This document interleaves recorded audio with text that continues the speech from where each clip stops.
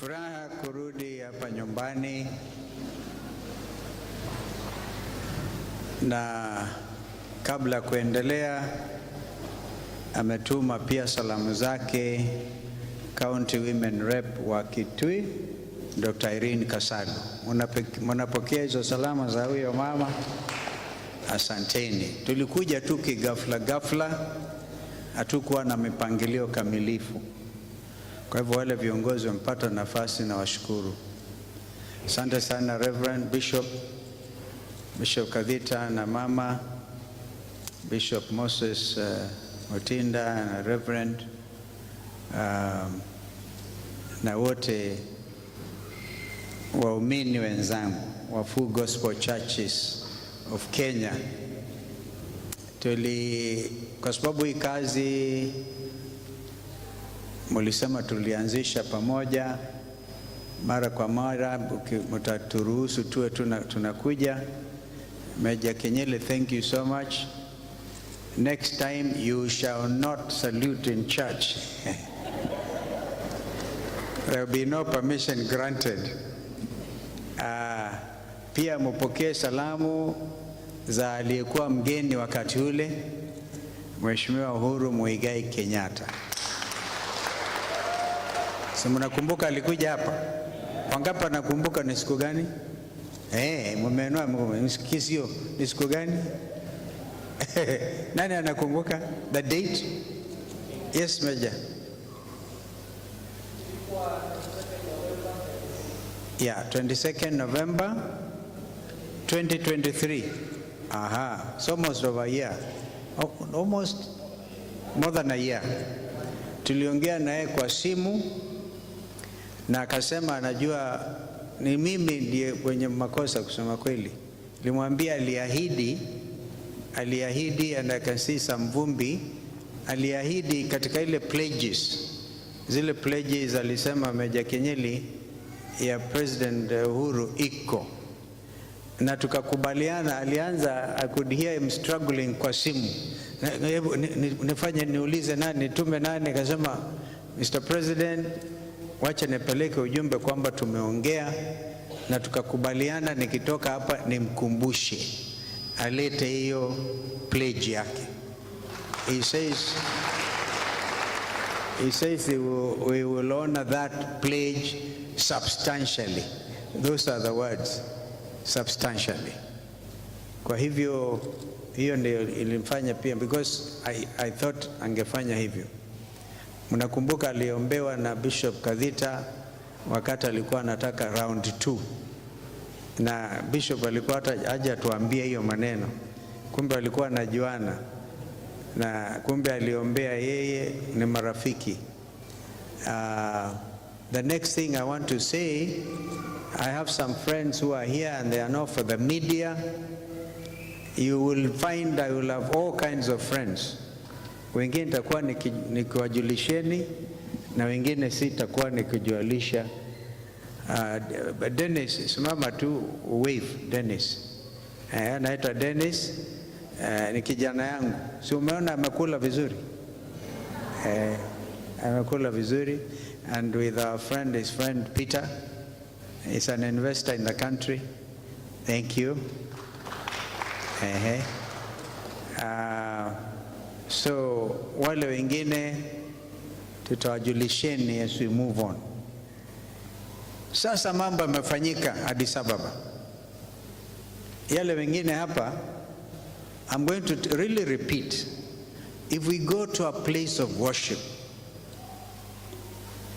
preeminence should be given to our Lord and our Savior, and Him only. And his representative when we are here is a bishop, but we cannot attempt to begin to divert leaders, fellow leaders. I know Senator Professor akubaliani na mimi, but I'll keep on telling you, let us humble ourselves. Humility. Today, Mheshimiwa Gideon Mulungi, I've seen you have passed the test ya humility. Tumpigie makofi. That's what I want, humility. Hata Maluki amejificha huko. amepita. Maluki ako hapa tena, wewe kwenda huko, alikuwa pande ile. Humility is what in fact, hata leo Gideon alisalimu amri. Najua anabeba ile bakora yake, limwambia utaenda pale na bakora, amewacha hapo. Humility, tumpigie makofi. You know, he tries to compensate na bakora the height. So people now know who we are and who you are. You don't need to struggle. And any leader, MCS, and of course Mheshimiwa Nzengo na wale wengine, if our people in this county hawakujua wewe by now ni nani, next time tukienda na nyinyi mtu asiseme mimi naita. I'll give example of my Daniel is my MCA huko Sekuru. I don't want you to say mimi naitwa Daniel Kemanzi Mwange, ninyi MCA wa Sekuru. If by now half term hawakujui, don't dare, because we have now to be talking issues. I'm telling, we talk issues. If people don't know you by now, we anza kuhesabu, maybe now mambo imeenda wrong, because we should say now tufanye kazi, tunasonga mbele. Similarly, I want to advise Speaker Kenengo. It's like a son to me. The work of the Speaker is not activism. It is to wait for MCAs in the county assembly, because you will have, of course, the first thing a Speaker does. I was a Speaker for 5 years, Deputy Speaker of the National Assembly. You submit yourself to the will of the Assembly. This is a mistake Speaker Wetangula is making, and he's a very learned friend. Anatoka huko, yeye ni leader wa chama anaitwa Ford Kenya, anaenda Bungoma anafanya activism. That is not the work of the Speaker, and this is part of the confusion in this county. My humble advice, because what you find, and this is what is probably causing division in the county, I don't know, because if some MCAs who are all beholden to the county assembly, if they see the Speaker has taken position, they feel orphaned. If they feel orphaned, they go screaming. This is my very humble, straight advice. And although you are saying, Mheshimiwa Makali and all of you, mitawachieni huko, sitaingia mambo yenu, but I observe, if there are issues to do with the party, of course, I must give direction. Particularly if there are issues inaletwa mbele yangu, na nizaona ni wazi kuna problem. I am not the type to pretend there is no problem. You have a problem in Kitui County Assembly, go and sort it out. If you can't, ni mambo yenu. Wananchi will help you to sort them out. Hiyo for sure. Wananchi watawasaidieni. Kando na hayo, yale mengine, as I said, nimekuja tu nyumbani. But this place is, I think, the first cathedral. Mheshimiwa Gideon, you did well kuchora hii without any fees, and we have to complete it. And lazima at the end of it, as a choir was singing, mukajenge nyumba, mjengee Mwenyezi Mungu nyumba. It is not that he is short of resources kujijengea nyumba, but he uses us kufanya hiyo kazi. So I'm going to ask that your budget chairman, tujaribu kungangana nayo sahi ile ya rangi. And in fact, if you allow me, nitamwambia Uhuru hiyo kwanza, hiyo yake ingine isaidie kuweka tiles. Next time we want to come, tunataka tuone hiyo tiling imefanyika. Ni maoni yangu, but it's all upon the leadership of the church, so that at least you move. I'll be very happy nikija nione mumetengeneza. I think plan yenu ni mung'oe ile nyumba, sio the old sanctuary, but make sure inapigwa picha vizuri, inawekwa vizuri, so that the future generations will know where you started. If you have to remove it, ionekane watu wajue ili amazing. It will be a wonderful place for worship, and worship only of God the Most High. We went to AIC Kasina na pia tukawasaidiana na wao. I hope they are able to do something. The Catholic fraternity, nitajaribu kwenda Muithi Museo. You remember when the choir from Muithi Museo, right? Good Shepherd Church, ilitoka na ikazama, wakafa maji, Enziu Bridge. We were with them that time. I think so many years after, I'm sure that congregation is still hurting.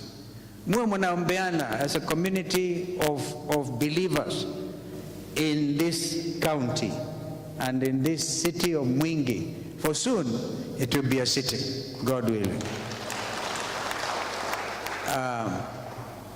I had my dream that it should be the mining capital of Kenya. It could still be. Special economic zone, giving people, vijana hasa nafasi za kazi in our mines, wherever. It is good if William Ruto wants to come for Madaraka Day. I've heard it for the first time. Of course, anakaribishwa.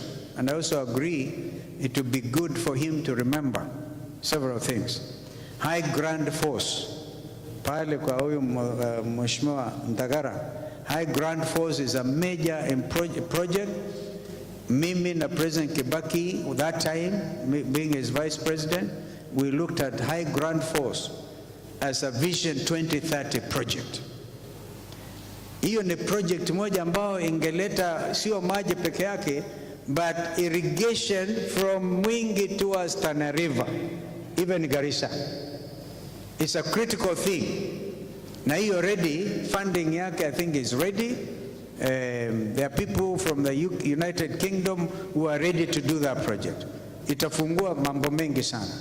And implementation of that project itoke Mombasa kupitia ile barabara aliyozungumzia senator, inapitia kwa Mheshimiwa Makali, inakuja na kwenda kufungua. So you cannot do that project from the port of Mombasa kupitia Nairobi and kuelekea upande kupitia kwingine. This is a shortcut. That is the way we designed implementation of this project. And I think Governor Malombe has already set aside some 30 acres mahali ya kujenga makao makuu on this side.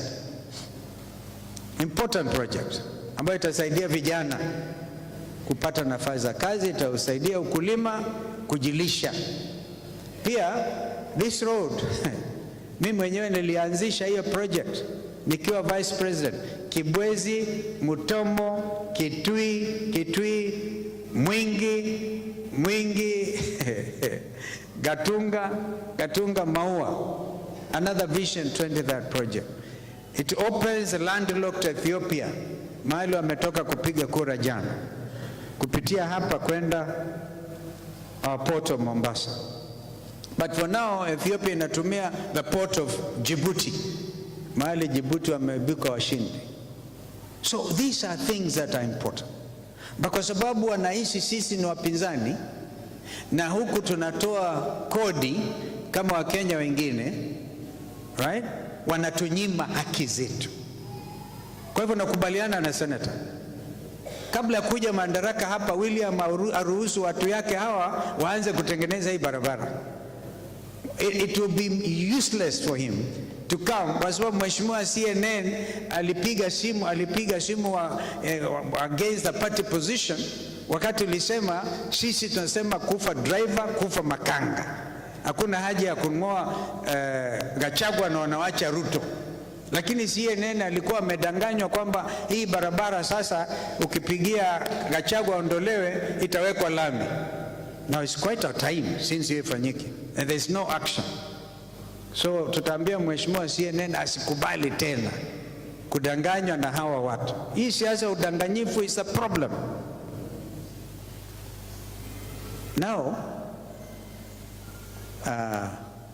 yakafanyika yaliyofanyika jana. kwa maoni yangu, and I think I know what I'm talking about. Born of experience, I was our country's foreign minister twice. Na ambaye amechaguliwa kule wa Djibouti was a foreign minister. Atula Madagascar was foreign minister one time, na another minister for the economy. Unaona kuna muhimu tufanye hii kazi haraka ya kuweka tiling. But I wanted to say, kupoteza kwa Raila Odinga, tukubali, ni pigo kwa image ya nchi ya Kenya. We have suffered an image problem because Raila Odinga was more qualified than these others who have been foreign ministers. Now he lost because he lost while he has been a former prime minister. And I agree with Mheshimiwa Gideon. Yule amepoteza Addis Ababa sio Raila Odinga, ni William Samoei Arap Ruto ndiye amepoteza. Na ndiye amedhuru sura ya nchi. Hebu angalieni kikundi cha South African Development Team SADC kikiongozwa na South Africa, Zimbabwe, Zambia, Botswana. Hata mimi mwenyewe nilikuwa nimesukuma marafiki zangu kama President Akaide wa Zambia na ambaye amechaguliwa upande wa Botswana, ni rafiki yangu sana President Duma. Wote walikuwa tayari kumpigia Raila Odinga. Lakini wakati Ngoma, mji wa Goma uliangushwa ukachukuliwa na M23, na juzi wamechukua mji wa Bukavu, pengine wanaelekea Kisangani, DRC, nchi ambayo nimeifanyia kazi mimi mwenyewe. Askari jeshi wa SADC hasa wa South Africa wengi zaidi ya 50 waliuawa Goma. Tanzania vile vile wakauawa. Nchi ya Burundi iko katika hali ya wasiwasi. And Burundi is an East African country. Congo itself is an East African country, DRC. Hiyo harufu mbaya ya kuingilia maslahi ya nchi ya DRC, wakati Ruto alianzisha hapa Nairobi River Congo Initiative, ilikuwa inaongozwa na nani? Na aliyekuwa chairman wa IBC wa DRC, and then leaders of M23. That is what has spoiled the party for Raila. Tshisekedi, I know him, ni rafiki ya Raila kwa mfano. Alikuwa na maumivu. Huyu rais wako anafanya nini? We have even joined the East African community, na huyu rais wako anaingilia mambo yetu. This is the truth. Uhuru Kenyatta, who was a facilitator, akatolewa mamlaka, akatolewa pumzi. He had no time. Remember, we had East African Standby Force, wakaondolewa so that these people will now move. The 16-member bloc of SADC had issues with the leadership of William Ruto. And this is why he tried to say, ataitisha kikao maalum Nairobi, nobody came. Mpaka mwishowe akasema, okay, let us do joint EAC SADC Dar es Salaam. This is what has caused this terrible loss to the country. Na kupaka Raila matope kwamba amepoteza. That is one reason, one major reason, because that block ya 16 waliposema wataanza kupigia mtu yao wa Madagascar in round 2, kumbukeni Raila alikuwa na 22 votes. Lakini after mtu wa Madagascar wa SADC supported amejiondoa, SADC yote inaenda kusupport Djibouti because they have a problem with William Ruto over the DRC problem. Tuko pamoja? Ni lazima tuambiane ukweli, tuambiane ukweli. Kwa hivyo hatuna furaha. Tulikuwa tukitarajia kwamba mambo haya yataenda sawa. Ni lazima Wakenya wapate sasa the real explanation, because Raila Odinga was not a normal minister for foreign affairs. I think this explains the hype. Watu wengine wanataka kujipendekeza, wanaenda huko kumpigia debe, hawajui kwamba wanaopiga kura ni ma-president. You can't even get near them. Why are you going there? Who is even get there? Yani huwezi kufika.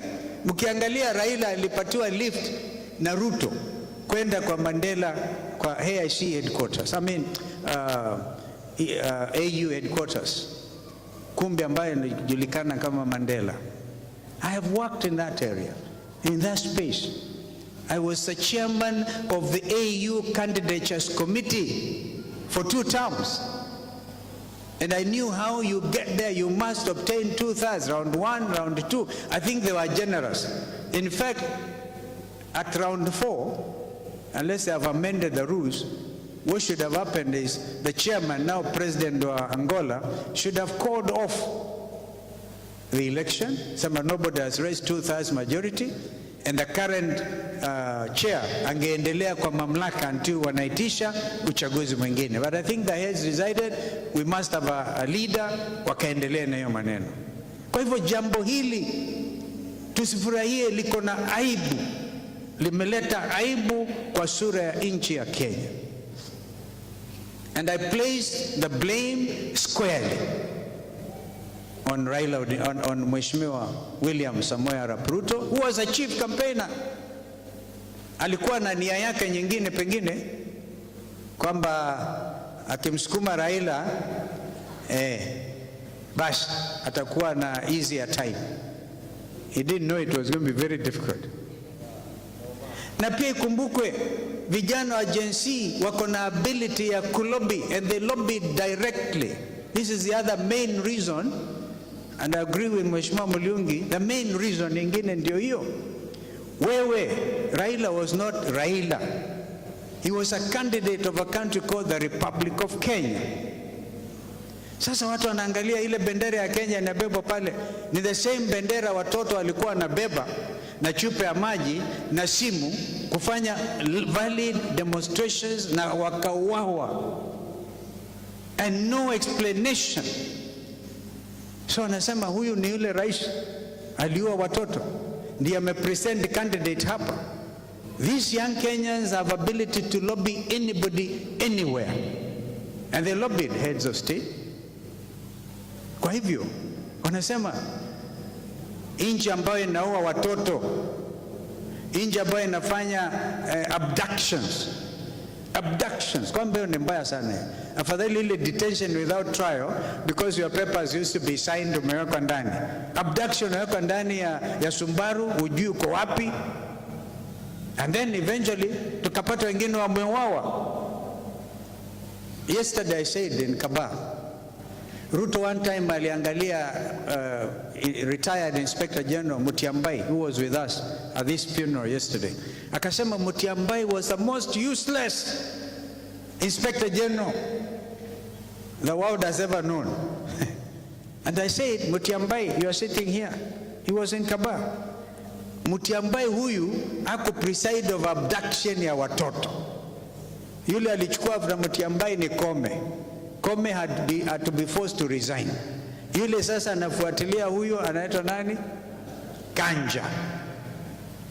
Afadhali Mutiambai haku preside of abductions, hakuua watu. So now the question is, who is the most useless IG? Or shall we say the most useless person bearing the highest responsibility? Kwa hivyo mambo haya ni vizuri tukikuwa hapa mjue to address this issue from wingi today. Of course, I will be going everywhere in the country. Kwanza naleta salamu kutoka Mombasa. Mnazipokea? Tulikuwa huko Jumapili. I think Speaker Kenengo anakumbuka tulikuwa upande wa Malindi on Sunday. Kanisa la AIC Bishop, that kanisa mahali kunaitwa Kakonene in Malindi, iliaka mwingi Migwani, actually sorry, Kuso, Reverend Biti 50 years ago. So that little church was celebrating. So it is good you send those missionaries. Anatoka kwa Mheshimiwa Katonyi. I think Katonyi was also there. Na watu kule Malindi, tukaenda from Malindi tukaingia Mombasa na tukaenda mpaka Kwale. Wakenya wanalia, wanataka ukombozi wa kisiasa. Ukombozi. Wanasema raundi hii sio kura ya kawaida, raundi hii ni ukombozi. I mean honestly, ukiona kama tunaenda kipindi cha kungangania mambo haya kwa njia ya kawaida, bishops, you have work to do, to pray. It's not going to be business as usual. We have a country to redeem. We have an image to redeem. This is not the Kenya we should expect. Yani our former prime minister anaenda naibishwa, na sio aliaibishwa, ni Kenya. We cannot keep quiet. The reasons are there. The reasons are there.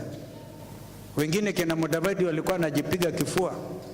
Some of those people should resign. Watoka sema tumeweka Kenya hibu ya kutosha, sisi ndatoka.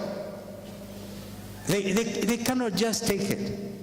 Because that is really the issue. Because Raila has his credentials. Naomba sasa mwenikubali tupake rangi kanisa hii. Nyumba ya Mungu tupake rangi. Wangapi wako tayari tupake rangi? Tupake rangi sasa. But before tupake rangi, mimi nitaanzilisha Kaitani nipatie bwana. Atupatiwe hiyo kikapu mahali ama that other thing. Tutapaka rangi, nimeanza na yangu hapa.